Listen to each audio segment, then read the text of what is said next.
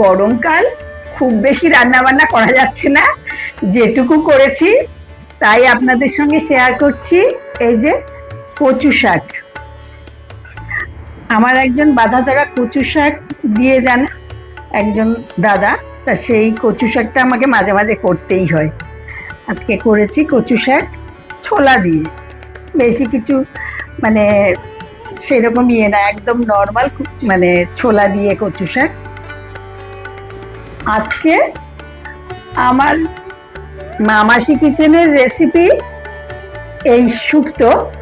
এই গরমে তো আমাদের ছোটবেলায় আমার ঠাকুমা এই ক্ষীরা দিয়ে, মানে শশা আর কি, ঠাকুমার ক্ষীরাই বলতেন, তা সেই শশা দিয়ে শশা মানে একটা তরকারি করতেন। এটাকে খুব বেশি তেতো না, কিন্তু খানিকটা, এটা শুক্তোই বলে, কিন্তু আলাদা করে তেতো এতে দেওয়া হয় না, মশলাতেই যা তেতো হয়। গরমে এই শুক্তোটা কিন্তু দারুণ লাগে।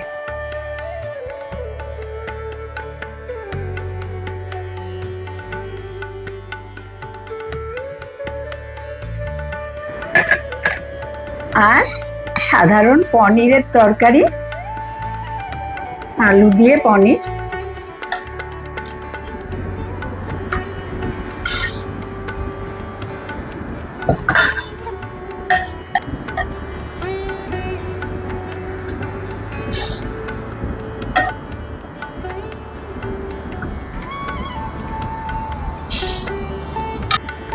আর এই টক দই আছে, গরমে আজকে এইটুকুই খাওয়া দাওয়া।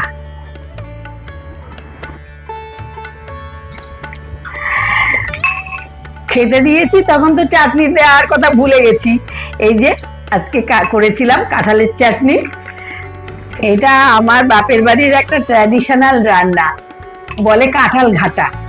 মানে কাঁঠাল খাওয়া হয়ে গেল, এবার যেগুলো বাড়তি হলো সেইগুলো দিয়ে এই কাঁঠাল ঘাটা হয়। এই কাঁঠাল ঘাটাটা খেতে কিন্তু দারুণ লাগে, দারুণ খেতে, সত্যি ভালো। দেবো আর একটু অনেকটা দিয়েছো। রেসিপি কোথায়? মামা শিখেছেন।